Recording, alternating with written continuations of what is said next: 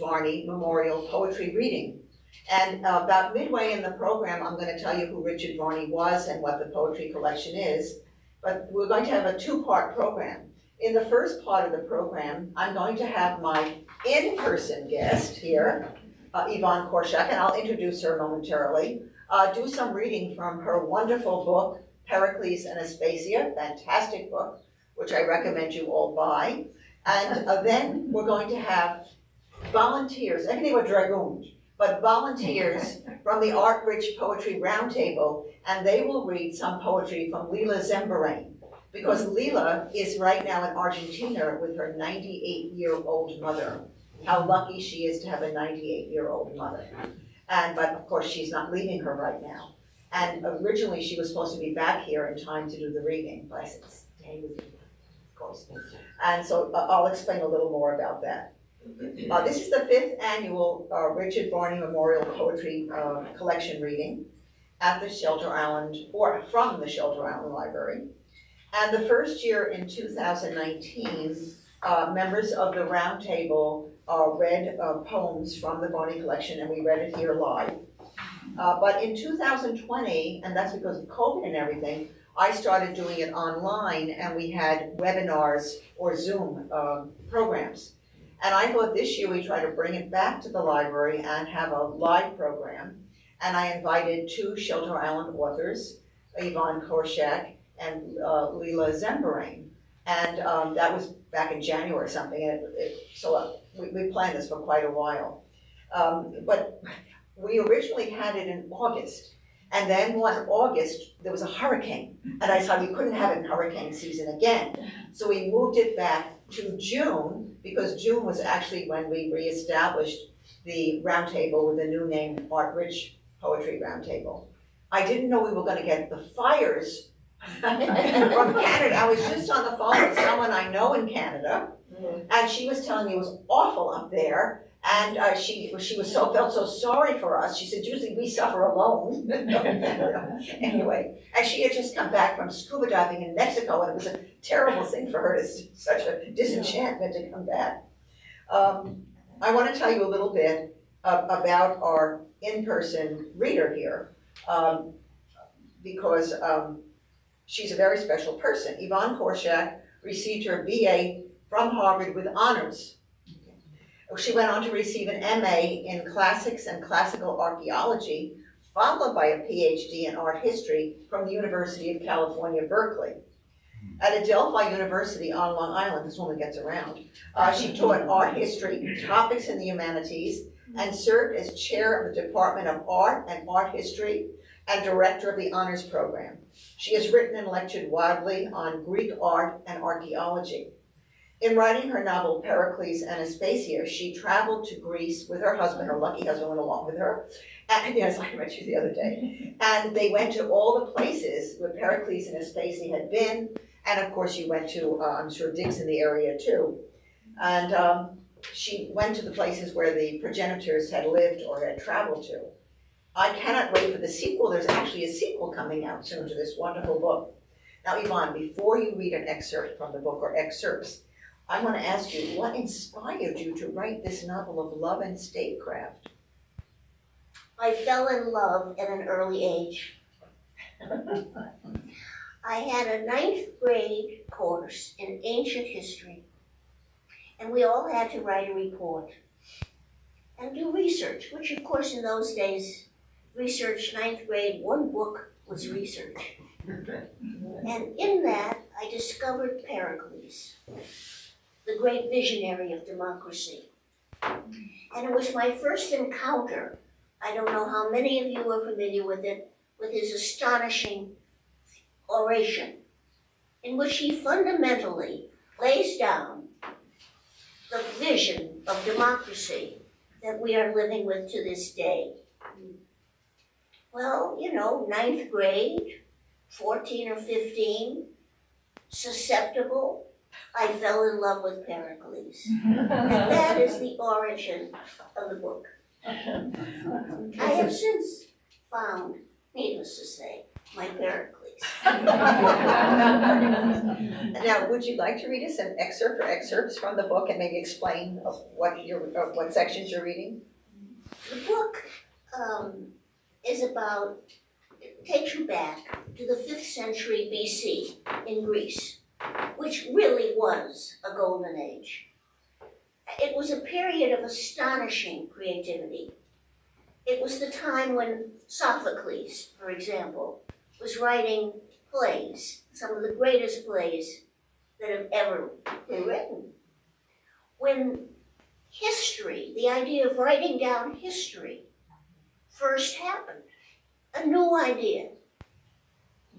The Parthenon, which I imagine some of you have visited, that eternal beauty was built under Pericles, with with using Phidias, the great art sculptor, and Echinus, the great architect. And above all those firsts, this is the first great democracy. Pericles' vision of democracy, as I suggested, is the one we are living through today. So that's the period. Now specifically, I chose a section I had intended for days, since Virginia first suggested I read to you. I had intended to read as my favorite love interlude. I was going to read you a love story. But today, I made a decision. Instead, I'm going to read you from a chapter which has the title, Democracy. Unfortunately, the downside of this is Aspasia. I wanted you to get to know her, as well as Pericles. She isn't in this section, but I'm going to read it anyhow. Now, the background is, I might put on my glasses. I almost know it by heart. Not quite.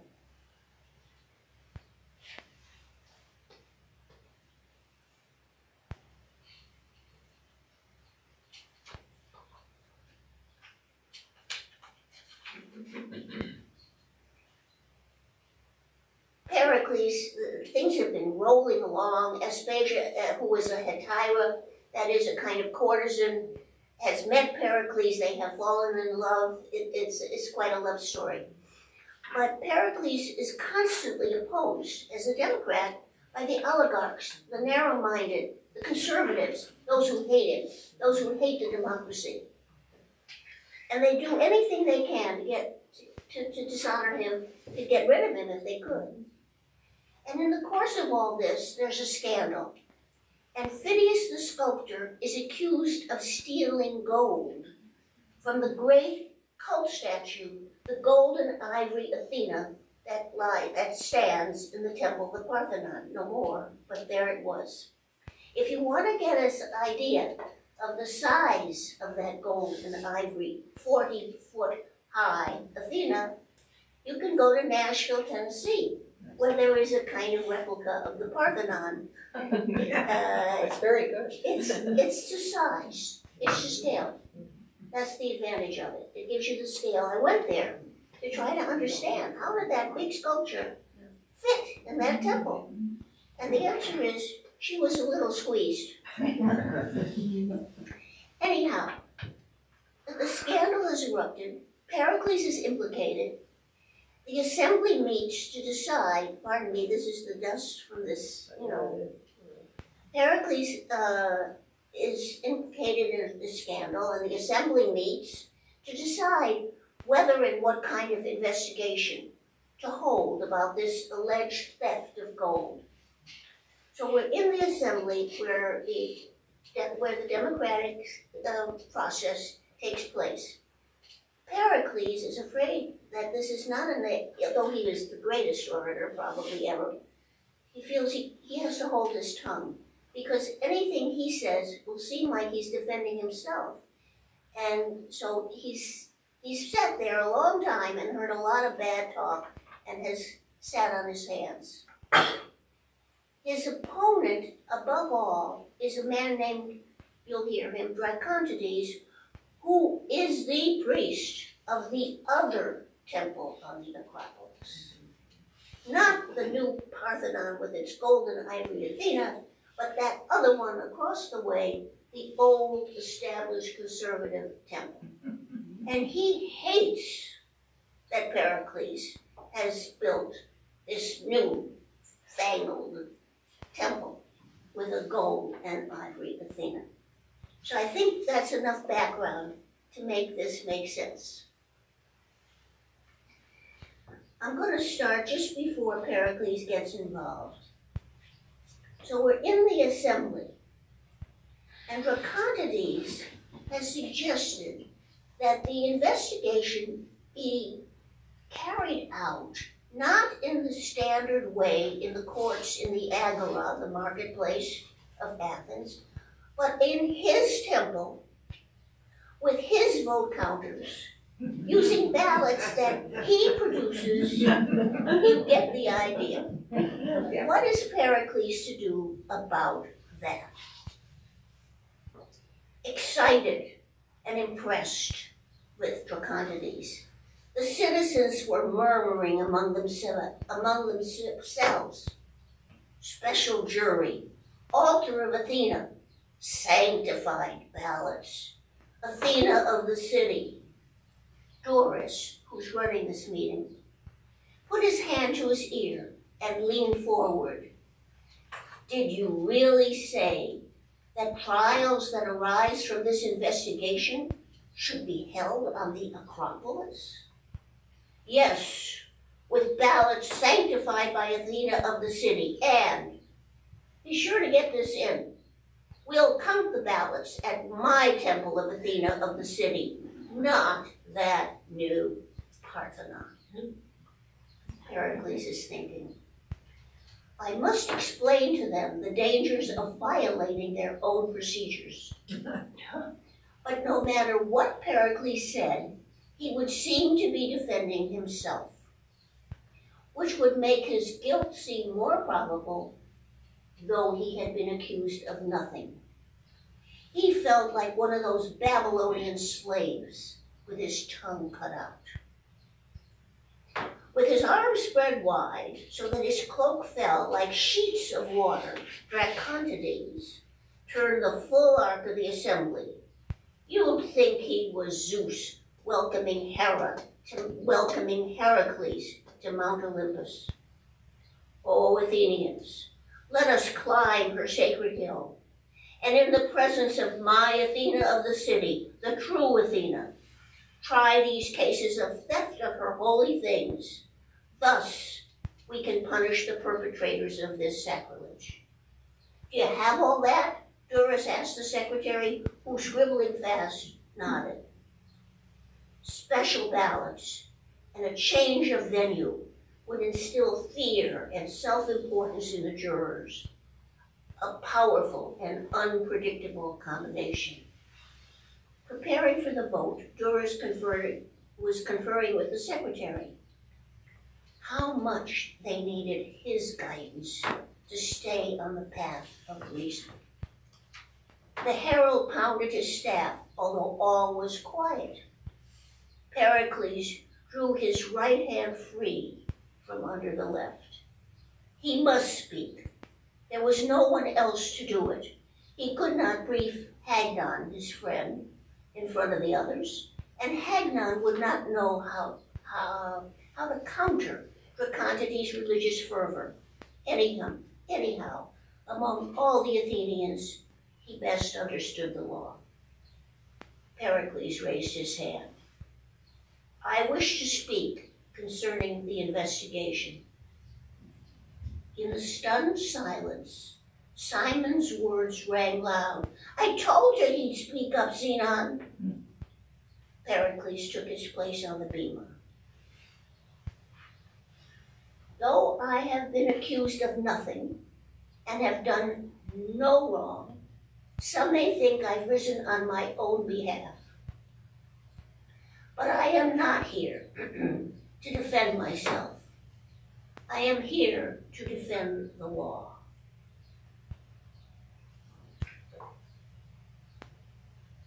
I believe, pardon me, I believe an investigation is called for because I welcome truth. And for this reason, I propose that for any trials arising from this investigation, we must maintain our customary legal procedures with the firmness of Odysseus at the mast, avoiding the siren's call of diversions. Therefore, here is what the decree we pass today should state. And may the Secretary please note this. The Assembly requires an investigation into the accusations made by Menon, and that for this investigation, he took a moment to clear his throat. He simply had to. The magistrate responsible for the gold and ivory Athena, that's Pericles, shall turn over his accounts. Pericles continued over the gasps of surprise and hoots of derision, and that if trials arise out of the investigation, they shall be held in our true courts of law in the Agora, with ballots and ballot counters approved by the state. Now, some may ask, what's wrong with trying cases on the Acropolis? What's the harm in special ballots? Who cares where we count them? I even heard, what difference does it make? But it does make a difference, and it is wrong. If I asked Dracontides what advantage he sees in trying cases on the Acropolis, I believe he would say that the jurors, impressed by the sacred site, would hear the arguments with heightened attention and arrive at their judgments with an exceptionally diligent weighing of evidence. Noting that Dracontides was in a heads-down, ear-to-mouth conversation with his brother, he added, "Isn't that what you would say, Dracontides?" Dracontides didn't hear he was addressed until, at a nudge from his brother, he looked up and nodded vigorously, though by then Pericles had moved on. If we adopt this novel procedure, it will cast into doubt all past judgments arrived at in our courts. In addition, it will make suspect all future judgments reached according to our legal system in our new and costly courts in the Agora. Consider this, Athenians. If we need special ballots sanctified in Dracontides' temple for this case of theft, why is anything less called for in, let's say, a trial of adultery, since a man can be executed for adultery? Do you think they can execute Phidias for his theft? Simon asked Zenon. Not if they can't get their hands on him. Dracontides.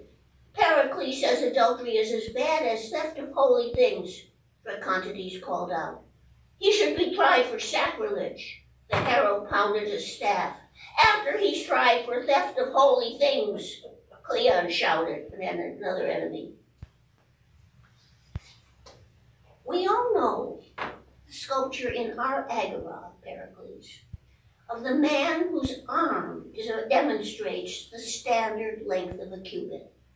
Pericles extended his right arm and touched the center of his chest with his left to represent the exact cubit measurements. Weavers test their lengths of cloth against our canon of measurement to show customers they're getting what they're paying for. Architects ensure the accuracy of their measuring rods by testing them against our true cubit. Athenians, the law is our measuring canon. It protects men because it does not change. We must hold the rod to the measure. This is the way of reason. I object, Dracontides called out. I'm not changing the law, just modifying the procedures for a sacrilegious. The herald pounded his staff. Some would follow his argument about the canon of law, Pericles knew, but he had to take on his opponent directly, and then he takes on his opponent directly.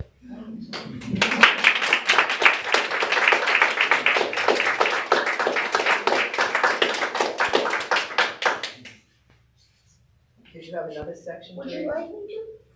Well, we are going to come back to later, and I thought we'd discuss the book a little bit later too. Okay. I'm not sure how many minutes went by, but anyway.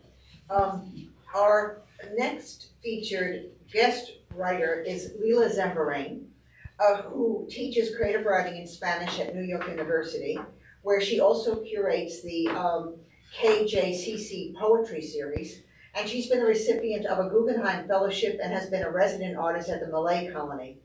She has written many scholarly articles, including a book-length study of Gabriela Mistral, whose poetry we'll hear later. And in 2015, she was a finalist for the Festival de Lira Award from Ecuador for the poetry collection Materia Blanda. Because Lila Zembrain was detained in Argentina with family matters, I will tell you about her latest boldly experimental work, Soft Matter, Materia Blanda in Spanish, as part of her larger work, Matrix Lux. When the poet was being treated for cancer, 2011-2012, hovering between life and death, she began a work of really philosophical intent, epistemology, metaphysics, cosmology, speculation about existence, and rumination on all things human. She thought of the square, a thing with four sides, and built a book of square poems, a cubist quilt of the mind, if you will, trying to understand what might be known of ultimate questions and answers. The book is divided into 4 sections, each section with 10 poems. And in this version, which I have, I was supposed to hand out something, I forgot to do that, I'll get it out in a minute. We can find out how to get this book, I'll give it to you. And this is Spanish on one page, English on the other. I'm gonna give that to Jessica right now, and she can hand them out, which I, for some reason, forgot to do when I arrived. These are the things that happen. Where did it go to? Of course, no, I can't. Hold on, it's here somewhere. I don't know what happened to it, so we just have to give me a second. It's here. Oh, it's here. I know I brought it. I know I brought it. We have to find it. This is one of those embarrassing. Well, here we are. Here we are. Yes, hand this out. Thank you. Anyway, I want to give you a sense of the poetic structure of this book and the internal themes. So I picked 4 poems.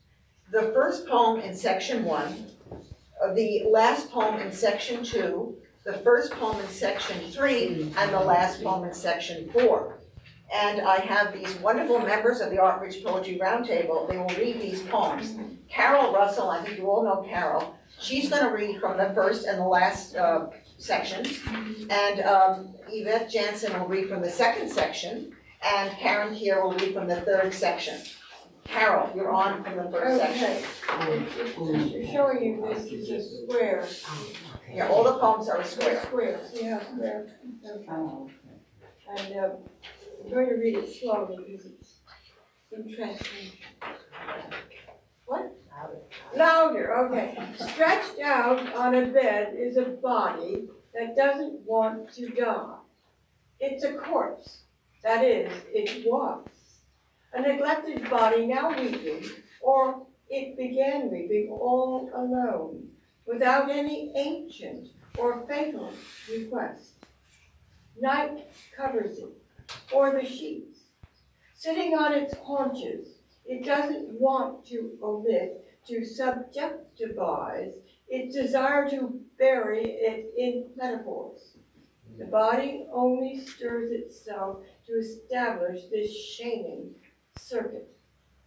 In a state of ascesis, to have been a succession of affirmative or negative sentences without periods or commas, questions or exclamations. That's left for the verb. The body is the depository of the unanimous. It develops in other folds, riblets. The flow of water isn't sufficient, nor is declamation, or the wind's encirclements. What is concrete is a mass supported by a skeleton with a cranial cavity containing the ambiance of the intangible in a squishy, compact substance, odorless and painless. That's the paradox of the human. What inclines us to separate good from evil is an insensitive mass. And Yvette is going to read from section 2. The inner square can only be seen from one of its rectangular angles. If not, the square appears deviant, irregular, incomplete.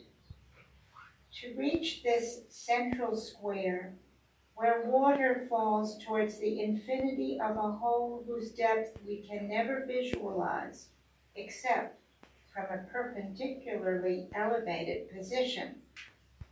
The sense of touch must be located in the hollows of names whose forms no longer exist. It is this tactile journey that imprints the consciousness of disappearance. It is also the water falling in its beauty of momentary lines that reproduces the singularity of the event. Here, earth joins with its form, inspired by a God that cannot be discerned from any side. There are thus abstract predicaments. This ditch is square.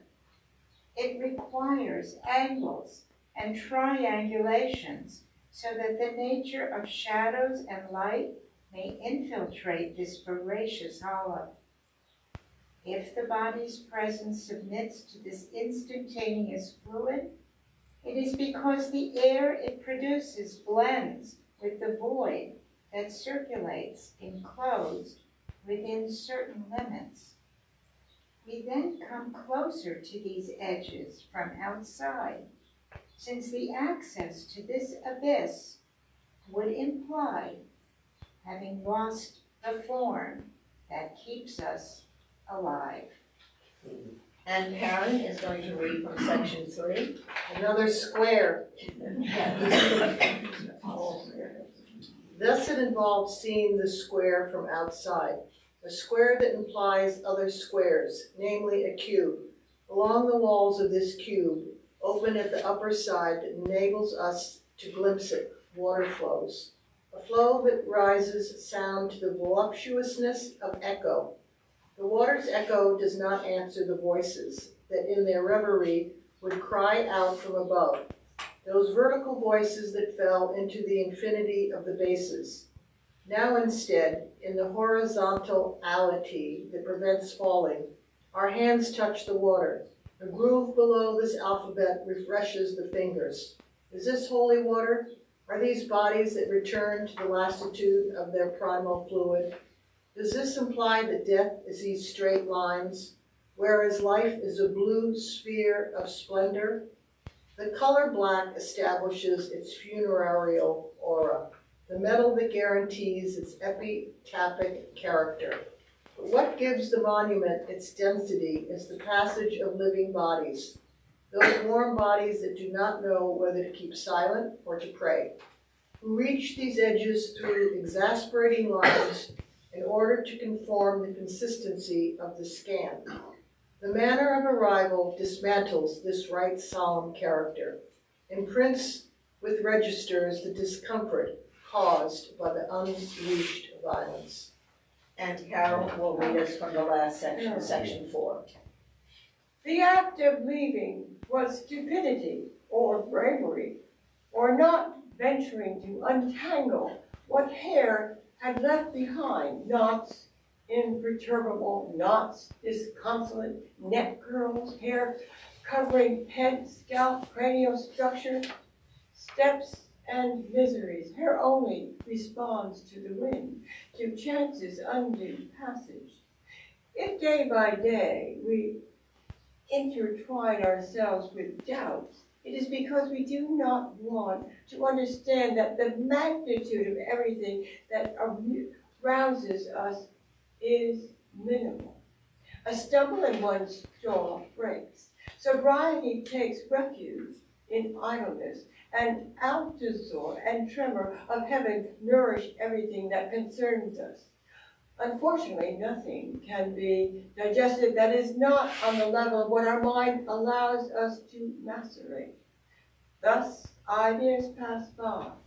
The centrifugation of things calms down, and the centrifugal force of this itching turns into crumbs when the arch of the foot synthesizes the lack of control of all forward movement, the encirclement of a reddish glow in the middle of the night, the voice of one who arrives completely unkempt and gets acclimatized to the practice of the dead, whose accommodation is enabled by these four walls, and that it be dry, and that one love what is close, and breathes, and thinks, and imagines, is the massive foundation of this understanding.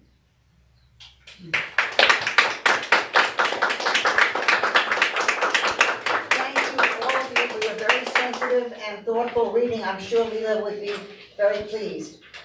You may know that some years back I co-authored a book of poetry, Noron Mira, along with Michael Walsh, my mother, and four poet friends, Robert Long, Steve Cedering, Diana Chang, and Angie Katcher, all died of pancreatic cancer. And all the monies from the sale of Noron Mira went to the Lustgarten Foundation for Pancreatic Cancer Research and Cure, and we raised over $10,700 that way. I have a background as a college professor of English. I taught in New England and on Long Island. My poetry has been in the Humanist magazine, the Suffolk County Poetry Review, and many anthologies, including Poets for Paris, The Light of City and Sea, and Touched by Eros. I've lived on Shelter Island in our present house 44 years, and we rented 2 years prior to that, so I've lived most of my life on Shelter Island. It's my only home. And I realized I've written so many poems about Shelter Island, so I thought I would read some Shelter Island poems today, or inspired by Shelter Island. And the first, The Sacrifice of the Lilies, is the title poem of my first collection of poetry. The Sacrifice of the Lilies. I have never hunted deer with gun or arrow, and my blood quivers at deer heads on lodge walls, or fox or bear or cat, all the same. Slaughter kills my sense of similarity to their breathing and breeds a sorrow. I used to dream I was a deer, felt the fur encase my quick limbs, felt the ballet tread beneath, felt the ears circle to a danger from sheath, felt the lunging race of flight, felt the dog wind of chase. One starless night in the summer, walking an overgrown path, I came upon a buck, he and I unaware of the trespass, until my alien scent made him snort and shy at impasse. We both steadied in the silky air, I wary of his wrath. But he really turned away from me at a slow stalk. In the black night, only the leaves told of his leaving, only my animal eyes, tuned to the pebble path glimmering, caught his strength, his motion, his rack's fork. At dusk, especially in autumn, I wait for the deer. Usually 2 or 3 at a time, they appear in my garden. They cross on that track there long before we moved in, before we grassed over and mowed and planted there. I built a curved stone wall to hold a flower bed and a straight vegetable garden with a fence, which they've never jumped, not once. It is on the stone wall and flowers they tread. My irises, my pinks, they ceaselessly eat each spring, and circles cloven press around each plant's crown. Bloodroot and bluebells nip to the quick, all down. Yet most of the plants, forth from the ground respring. Only the lilies, topped, devoured, remain decapped.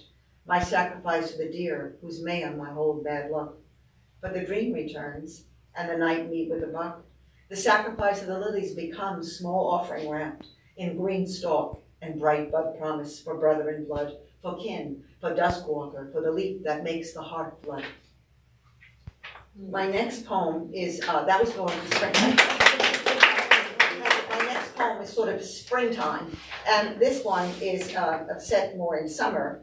And the sprites mentioned in this poem are not little people. They're a type of lightning high in the stratosphere, usually green. That's true. In early summer key, the leaves do not obscure all the sky. They offer transparencies, close and high. To the pale and deeper greens I see layers of experience in early summer key. Birds fly between the layers calling mates, while I, hypnotized by the opening of gates, understand how still is happiness in the shifting breath of light, shadow phantomless. The air is electric with lightning. Sprites abound at the edge of space and set a frequency profound, agitating the globe's frail envelope. And yet I'm not sundered from hope. Within my heart and mind, other storms ignite and pulse me in tune with electrified kite riding thermals to investigate the known heaven. All we need to lean on trees in this realm of men. To love this earth, this glowing pearl above the leaves, is to know the veins of green pulse beats of the eaves are shared by the creatures breathing below. In my arteries, my valves, all the flow forward of daily joy. The inner archer reverts as the arrow flies, that the Arctic snows, the deserts, hold other creatures also tuned to the earth electric, and the oceans bring forth majesties poetic. Deeper go, and the molten heart is revealed. Twisting the poles from within is the annealed minor sun, steadying the green crackle, the seas, the deep loams as they climb up the gravities, descend the declines of our ride through the dark on an outward coil of stars. I within look up and mark an eternal moment in the light striking my eyes, mind excited as the sprites miles in the fiery skies. In 2020, my husband had an anomalous scan done, and he had fought cancer years before, and they thought maybe there was another cancer there. And so I wrote this poem in between the first scan and 10 days later a scan from a different hospital, a PET scan, that cleared him of all cancer. So this was written in between the lanterns of autumn. Sassafras is one, golden like a lamp in the night, sky darkening around its outline, fractaled. I stand where I intend to bury bulbs and weep for the fright of my mind's night unconfirmed. Yet a scan anomalous pulls me back through the years to his cancer fight and then triumph. The lantern glows with life, even in a temporary death, but we are older now, and I look at lanterns of autumn striking our woods with gold, and I'm less sure of the spring. I've been here before, 24 years ago in our 50s, when life held years to go. He is 83 and I near 79, and even in the November afternoon, with summer air, the night is nigh. The lanterns of autumn glow but for a moment, of days before they too tatter asunder to the ground.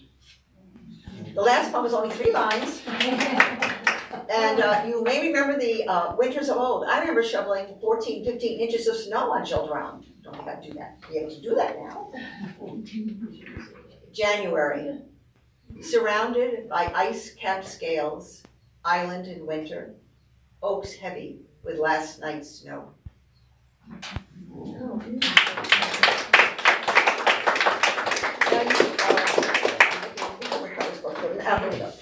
Now, who was Richard Varney? I have to tell you a little bit about Richard. Now, some people here knew him. I see that Martin is here, and of course Yvette. They knew Richard, but some of you didn't know who he was, and so I'll tell you a little bit about him. When he was at Harvard, he was on the poetry review. As far as I know, he never wrote poems himself. He just loved poetry. He felt poetry was the best of human thought. I agree with him on that thought. And he read multitudes of books in every field, so he was a brilliant mind. And he applied that every time he read a poem. He had, I'm not kidding, cartloads of books. He had a railroad car full of books. He just loved books, right? I met him in 2016, a year and a half before his death. I had no idea this would be such a short-lived relationship. And he's way too young to die. He was about 54. He took over the management of the Art Barnett Poetry Roundtable at the library shortly after I joined, and I immediately knew that he was an incredible person of deep learning and deep appreciation for the best of human creations. He was impish, he loved to engage in conversations, and he was a very easy man to confide in. We were planning a relaunch of the poetry group in June because the winter had been very fallow. There was nobody around. I was surprised when he asked if I'd be willing to take over his role. Then in May, he wrote to those in the poetry group that he was going into hospice. Even then, I went with Martin Ann Binder and Yvette Jansen to visit him in the hospice. I found it hard to believe that he would leave us. But on Memorial Day weekend, he did. Now, I'm gonna tell you this story. I tear up every time I tell you it. Because it's so odd. A strange thing happened between us. Yeah. When he wrote to us, I took out something to read to distract myself. And from a shelf, I took out Pale Fire by Vladimir Nabokov. I had never read it. I owned it for like 30 years, but never read it. And I sat down, I was reading, I was engrossed, and I called Rich to tell him we would visit when he was in the hospice. And he asked me, as he often did of people, "What are you reading?" I answered, "Pale Fire." And he responded, "That is my favorite book." And he began to talk about the novel, call it an inexplicable synchronicity of the universe. I don't call it a mental link. I knew that everything about our friendship was in that brief conversation. Love of the written word, imaginative literature as a food for the soul, and the pleasure of lived thought. Yvette brought the puppy, Pericles, to the hospice in Quark. And at some point she took him out of the car, even though the windows were down, she took him around to the back, and we were sitting outside with Rich. And the puppy went right up to Rich. Rich bent over him. It was a marvelous little moment. Peaceful, beautiful. I'll remember it forever. And of course, we didn't expect that Rich would go so quickly, but he did. And in August of that year, and that was 2018, his friend, I'm trying to remember the first name, Saparo, but anyway, I'm having trouble remembering his first name. Was it Nick? Anyway, from Harvard, I had the idea of let's put a collection together of poetry and we'll name it for the Richard Varney collection. And so that's what happened. We all chipped in. And so from August 2018 on, the collection has been in the library. And the first reading was in 2019 here at the library with members of the Art Rich Poetry Roundtable.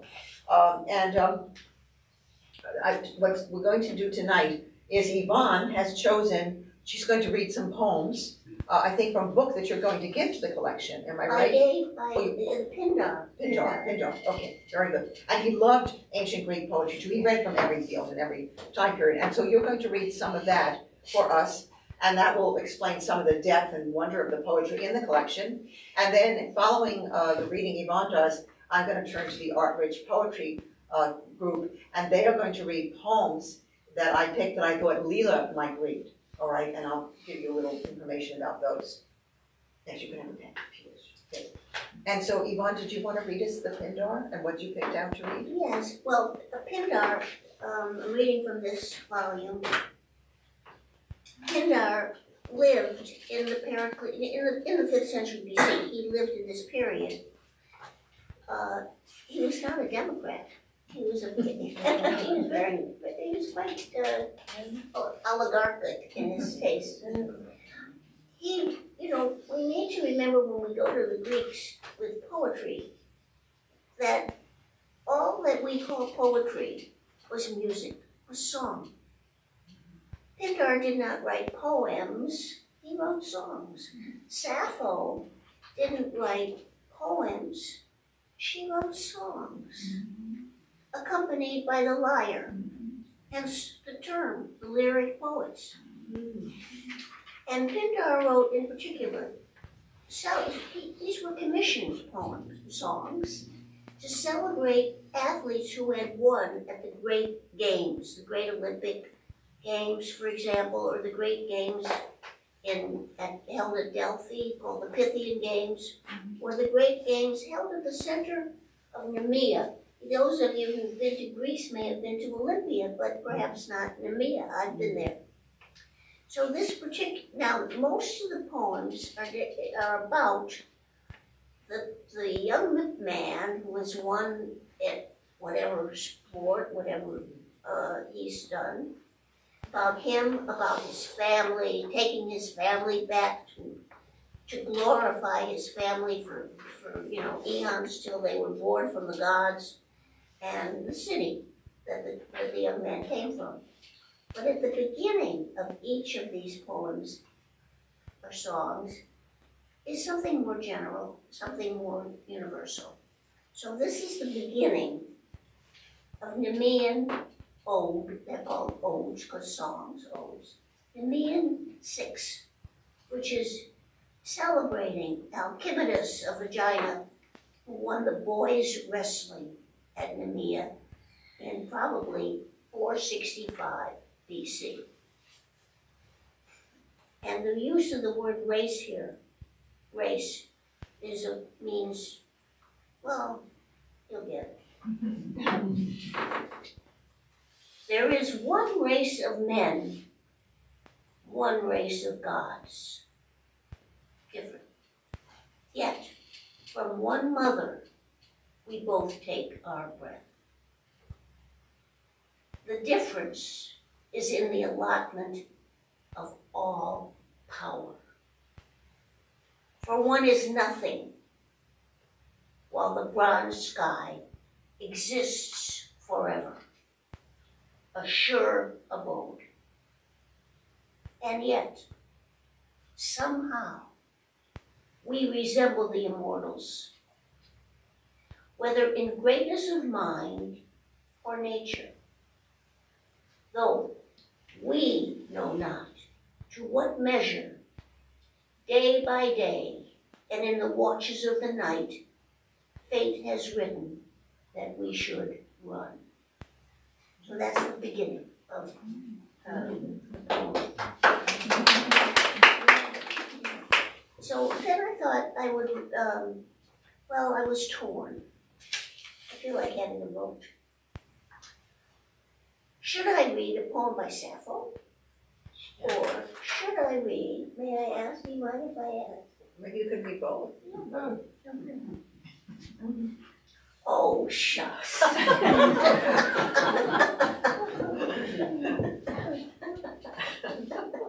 Why not?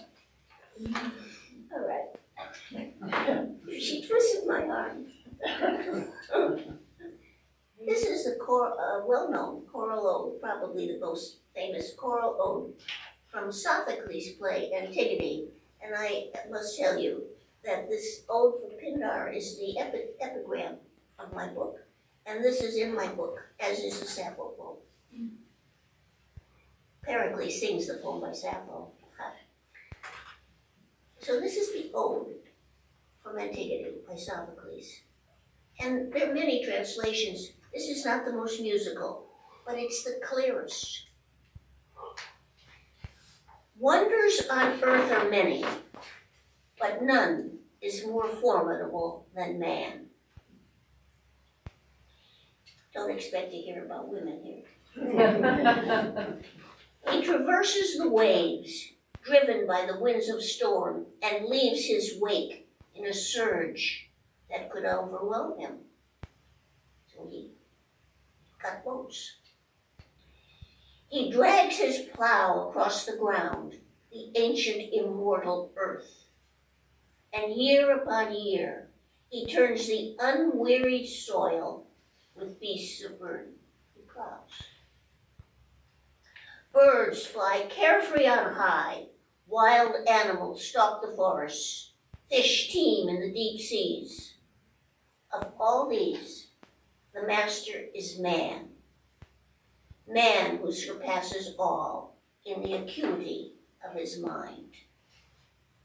By their arts, human beings have subdued the beasts whose home is in the wilds, who roam over the hills. By their ingenuity, they have tamed the rough-maned horse and put a halter on his neck. By their skill, they have mastered the unwearied mountain bull. Men have devised the arts of language, and their thought is swift as the wind.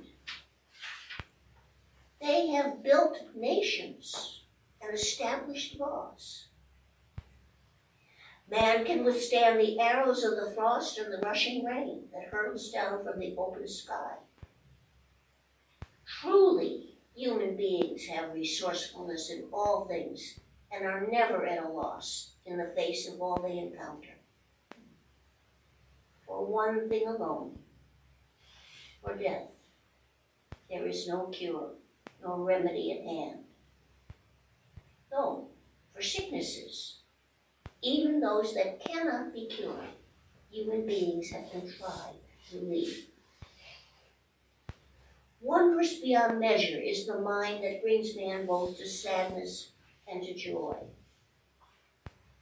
When a person applies the laws of the earth and the justice that the gods have sworn to uphold, his status in the city is high. Outcast from the city is he with whom the lawbreakers consorts in his bold villainy. May such a one never sit at my hearth or be party to my goodwill.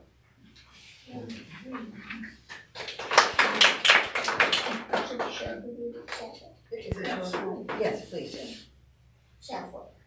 Now, you know, Sappho will break you, and all that's come down to us mainly is fragments. But they're very powerful. This is a little more of than a fragment. And it's called To an Army Wife in Sardis.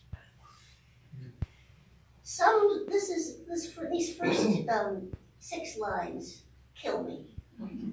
They just knock me over. And in my novel, Pericles in the romantic leave-taking, sings them. I cited Pericles, who was a great orator with a wonderful baritone voice, I figured, would sing.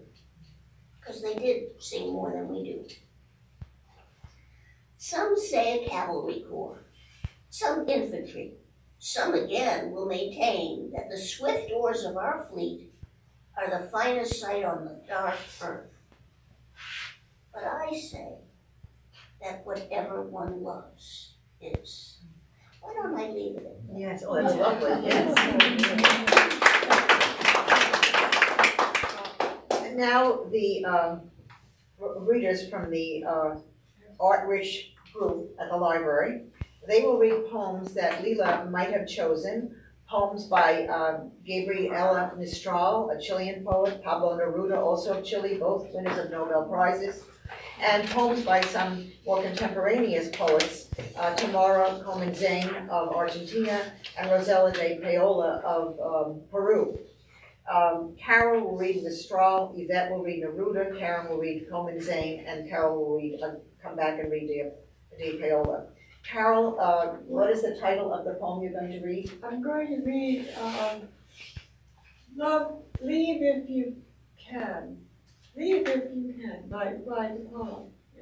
Oh, but I had not had that first, I think. think the children. I think the first one was Children's Hair. But that's Karen. Oh, I'm sorry, I got that mixed up, I'm sorry. Yeah. All right, Carol, you're first, I'm sorry. Karen. Karen's first.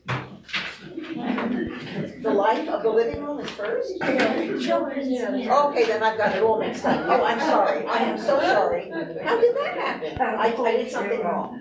No, it's a, You will tell us what you're reading. First, she's going first. Children's Hair Yes. by Gabriel Mistral. Soft hair, hair that is all the softness of the world. Without you lying in my lap, what silk would I enjoy? Sweet the passing day because of that silk. Sweet the sustenance. Sweet the ancient sadness, at least for the few hours it slips between my hands. Touch it to my cheek. Wind it in my lap like flowers. Let me braid it to soften my pain, to magnify the light with it now that it is dying. When I am with God someday, I do not want an angel's wing to cool my heart's bruises.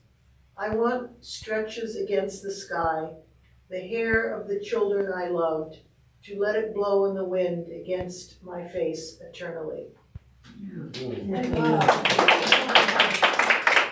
And Yvette, you are up next, are you not? Yeah. Yes. With, and you will tell me what you're reading. This is Finale by Pablo Neruda, translated by William O'Daly. Mathilde, years or days sleeping, feverish, here or there, gazing off, twisting my spine, bleeding true blood.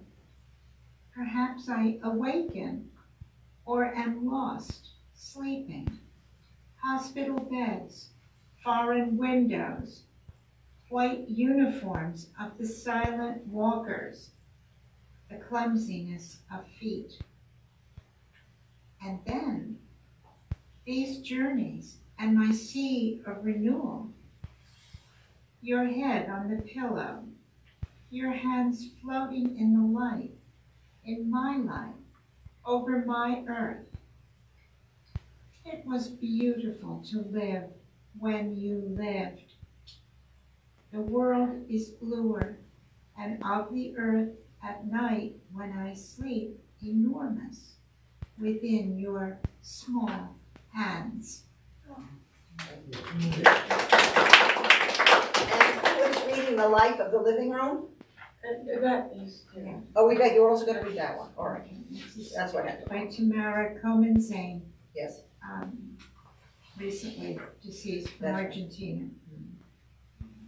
Tired, with my eyes closed, I aim at the center of a moving target, at those beetles in the grooves from the old days, at the stylus that stores and couples the chords in the dark heart of the record. You were that face revolving below, your lunatic eyes at a loss, making the record skip. And on your other side, my harrowed ear listening. A shell, inside a rippling tinny sound, like days churned up that grew with us. The kids from the steamer, aboard the ship of music, towards which country, at which checkpoint, the border of age awaited us. And there's a part 2. Dusk on a turbulent day. We have reached this point. The room now broadcasts its acoustic through the house like a matriarch of horror, who in the long run marks what has come to an end. Our own private property of listening thickly quilts us, the riveted married couple plumping up the armchairs, that couple who sunk in the resources of time, bore the weight of friends, lived their performances here in the living room of this conversation. They're no longer here, but to evoke them. Do you remember what you used to say? Fills a book with quotations, fills this moment to the brim with laughter. Writing about them is contagious, a trance of haunted elation. And I think we're gonna end with Carol yeah, that's right. by, are you gonna read Rosella de Apollo, right? Yes, I am. Okay. Title is Leave If You Can. I live in the house of poetry. I ascend her stairs slowly and leap back down. I sit in the chair of poetry, sleep in her bed, eat from her plate. Poetry has windows through which mornings and afternoons fall. And how well she suspends a teardrop, how well she blows until I tumble. With this I mean to say that one basket brings both wounds and bandages. I love poetry so much that sometimes I think I don't love her. She looks at me, inclines her head, and keeps knitting poetry. As always, I'll be the bigger person. But how to say it? How to tell her I want to leave? Honestly, I want to fry my asparagus. I see her coming near with her bottle of oil and crazed skillet. I see her little bundle of asparagus slipping out her sleeve. Ah, her freshness, her chaotic glint, and the way she approaches with relentless meter. I surrender. I surrender because I live in the house of poetry, because I ascend the stairs of poetry, and also because I come back down. I thought Nina would have included the poetry, but I think she would have. And I'm going to close with some poems from the English Romantics, and then we'll go back and I hope we can speak a little bit more on Pericles and Aspasia. The Garden of Love. This is by William Blake. I went to the Garden of Love and saw what I never had seen.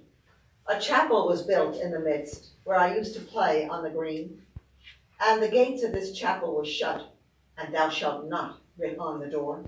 So I turned to the Garden of Love that so many sweet flowers bore, and I saw it was filled with graves and tombstones where flowers should be, and priests in black gowns were walking their rounds, and binding with briars my joys and desires. And this is by William Wordsworth, and usually he wrote rather disparagingly of the city, but here he has a moment. He's on Westminster Bridge, September 3rd, 1802, by William Wordsworth. Earth has not anything to show more fair. Dull would be he of soul who could pass by a sight so touching in its majesty.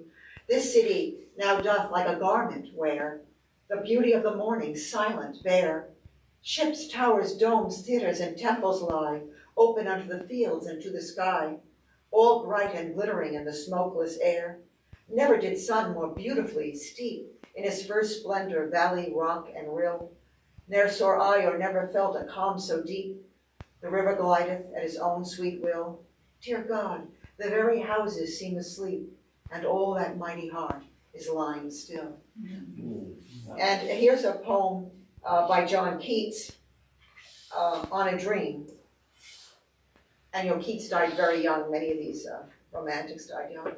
On a Dream by John Keats. As Hermes once took to his feathers light, when lulled Argus baffled, swooned and slept, so on a Delphic reed my idle sprite, so played, so charmed, so conquered, so bereft, the dragon world of all its 100 eyes, and seeing it asleep, so fled away, not to pure Ida with its snow-cold skies, nor unto Tempe, where Jove grieved that day, but to that second circle of sad hell, where in the gust, the whirlwind, and the flaw of rain and hailstones, lovers need not tell.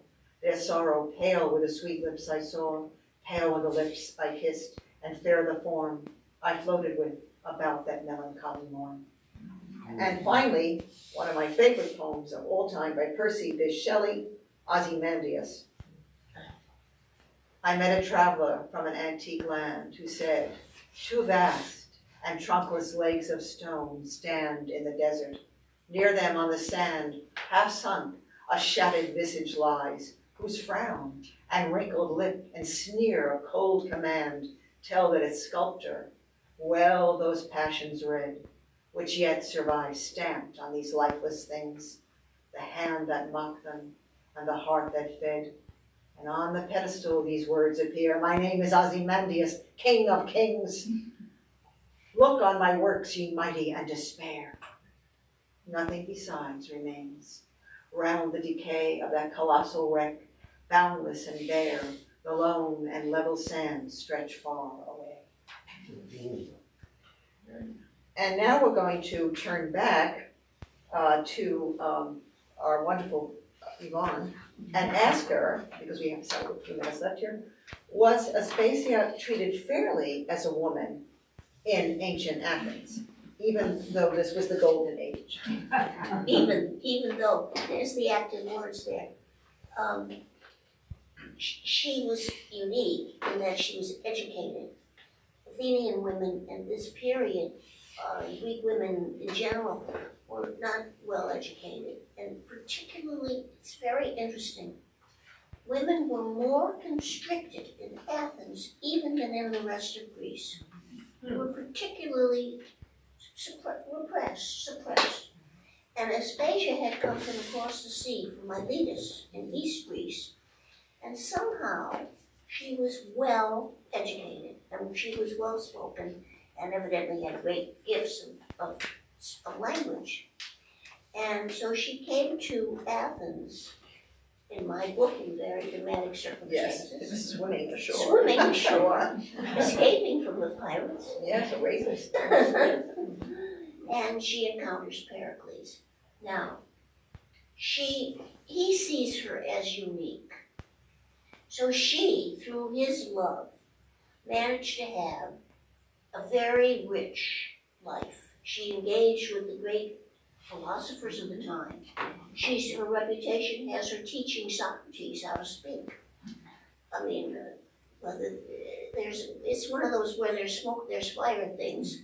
It's hard to know if she actually taught him how to speak, but she seems to have been a teacher and had a lot of influence. So, although she had to be careful, because after all, she lived as a kept woman. She had to keep it maintained. She's always worried she's going to lose his love. However, the fact is he adored her. And so she had a rich, full life. She had a child, and she had intellectual stimulation. She had a sense of being important, of mattering. But she was the exception. The women were kept in almost cloistered. At home, their big deal would be to go out to a festival and celebrate Artemis, the Virgin Goddess. So Aspasia had to work to maintain her status, but she did. And her reputation through history has been, well, she had a bad reputation. She had a really bad reputation for a long time. The comic poets, comic playwrights like Aristophanes made fun of the relationship between Pericles and Aspasia, and they called her terrible things, even in her lifetime. But the other reputation that has really come down through the ages is of a wise, intelligent teacher of philosophers. So in that sense, she managed, but it was hard. I thought the last chapter, the Parthenon and Moonlight, I loved how you brought all the themes together in that last chapter. And what is the title of the sequel? There's a sequel coming. Sword of the War God. So then you've got to get the next book too, you said. And I thought that chapter was so wonderful because you brought so many of the themes together. And especially the idea of the philosophy of mind versus tradition, statecraft versus tribal conflicts, love versus duty, elevated beauty versus primitive art. It's all there somehow. Music to my ears, And you visited the places where Pericles and Aspasia had been. Would you recommend if people are going over to Greece or something, where should they go to see some of these places? Well, I don't know. How many of you have been to Greece? So you've been to the Acropolis in Athens? So of course, anybody who hasn't, I mean, this is a pilgrimage, I think, people should make. To go to Athens, so some of you have done, see the Acropolis, see the Agora, just be there. But for the book, I chased around with my husband's help. And for instance, I've been to Olympia. Well, never mind. I suggest you go to Olympia because now this is when I was last there. Things keep getting harder and harder to do. The first time I went to Athens, I stood on the foundation of the Parthenon. I stood where the golden ivy statue stands. Now, you can't do that. So when I was in Olympia, it wasn't so long ago, I ran on the Olympic track. I mean, the original Olympic track is there. So I think you can still do that. I think that's a knockout. Now when you go to Olympia and you go to the museum, which is also on the site, there are marvelous, beautiful things to see. But there's one thing that's really the knockout. The Greeks, not only the Greeks, they had the custom workmen, for instance, if they went to a job, would take their mug, their cup, and they would scratch their name on it. And what they would say is, in Greek, it would say, I belong to. Like, this was my mug, I would have scratched on it, I belong to Yvonne. Or I belong to Pericles. Well, he wasn't a workman. I belong to Phidias, the sculptor, who was a workman. Well, when you go to Olympia, and you go to the museum, and you look in the cases, because after Phidias did this golden ivory statue, chased out of Athens by this scandal, he went to Olympia and made an even greater statue of Zeus in golden ivory. And so Phidias worked at Olympia. and there's a potsherd, a broken piece of pottery in Olympia. And scratched on it says, I belong to Phidias. Yeah, that's amazing. Of course. It's scratched on. Is it original? Yeah. Is it original? I'd like to think so, but we can't be sure. So Olympia is a wonderful place. Delphi. Delphi. Have you been? Yes. What do you, if I may ask you, what do you remember most about being there? It was quite magical, and the mountain and it was you could walk around the ruins and you felt almost, you were there with all the memories. It is, it's thrilling. So there are many sites in Greece, but I also might mention that, East Greece is now Turkey. And there are sites in Turkey that will knock you for a loop. Yes. Such as Greek sites in Turkey that were Ephesus. Some of you may have been. Ephesus, so magnificent. And I've been to Samos, which is a wonderful island to visit. And As much in the book about Samos too. there is, Yeah. and so we had to go to Samos to see where the battle took place. I think we're going to curtail this a little bit now, so we can maybe take some other questions for the whole evening. I just want to say in September, there's going to be another poetry event, and that'll be a webinar, and I'll probably have poets from afar, that kind of thing. That'll be September 29th, Friday Night Dialogue. And I want to thank Jessica Montgomery and the Library Elves for helping us here tonight. And I want to thank Carol, Karen, and Yvette of the Artbridge Poetry for that wonderful reading. And of course, I want to thank Yvonne again for not only a wonderful reading, but for all the information you're conveying about ancient Greece. And here we're going to end the recorded part of the program here, if that's all right. Okay. And so